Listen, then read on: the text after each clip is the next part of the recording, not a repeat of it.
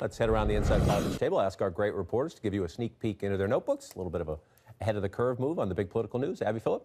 Well, Ohio is back on the map this week. It's been a state that's kind of slipping from Hillary Clinton for the last couple of weeks, but she's headed back there this week, tomorrow, and Bill Clinton is going to do 2 days on the ground there, bussing it around in eastern Ohio.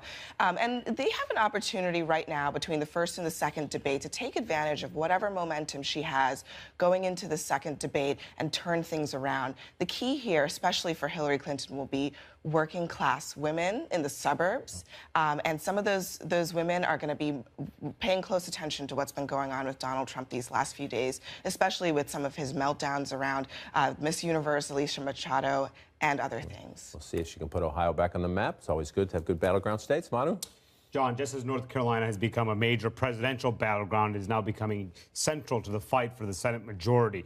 Senator Richard Burr, the Republican incumbent, now is in a really tough fight against a little-known Democrat named Deborah Ross. Republicans, when you talk to them around town, they're very worried that this seat could slip if a lot more money does not start to go into the state. Donald Trump, for one, is not spending as nearly as much as Hillary Clinton. That's helping the Democrats at large. And watch for Republicans to really go after Deborah Ross's record as an ACLU attorney. This is a state that actually was the most expensive state in the 2014 midterms. Tens and tens of millions of dollars are going to go in there because they know they need to save Richard Burr if they want to keep the Senate majority. You're right. You hear a lot of Republican complaints. He hasn't taken this one seriously enough. Matt? The baseball playoffs are starting, and those in Red Sox Nation are looking to David Ortiz to deliver another championship. But it's another Red Sox player that is getting a lot of political attention. Curt Schilling continues to make waves and discuss possibly running in 2018 against Elizabeth Warren as senator in Massachusetts. There are a lot of reasons to be skeptical about this. Curt Schilling has talked in the past about running, and he didn't. He's made some controversial statements that got him fired at ESPN. And a recent poll, he's serious enough that he's being included in polls. It showed him down 19% to Elizabeth Warren. But if in the aftermath of this election, there is coattails to any Trump movement, which right now we should probably be skeptical about that. But if there is, Curt Schilling is a very Trump-like candidate in Massachusetts and would help us combine politics and sports, the two loves of the state. As a proud member of the nation, in the sports box, he's forever a hero because of the 2004 Bloody Sock game. In politics, let's see about that one. Jackie?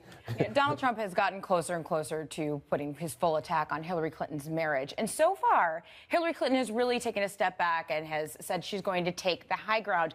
But don't expect her super PACs to be as gentle.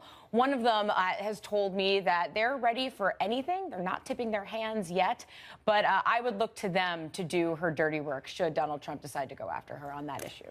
Personal versus personal. Great. Just how we want to end the issues-based campaign we've been living through here. I'll close with more on the giant questions facing Trump and his campaign in this very big week ahead. Now, the operation has been a mess since the beginning, and there are huge tensions now as this giant second debate looms. Trump was described as beyond annoyed to hear his campaign manager, Kellyanne Conway, said on national television that she had reprimanded Trump for criticizing that former Miss Universe who says Trump called her Miss Piggy and Miss Housekeeping. Then there was another edict from the top campaign staff to top campaign aides telling them to stop providing source accounts to news organizations about Trump's refusal to take debate prep seriously. Now the promise now is to ratchet it all up for the second debate, and there's a debate session prep session, planned for today even. But several Trump allies, well aware of how important this next week is, are worried about two big things: a frustrated and angry candidate and an organization still rich with dysfunctional relationships.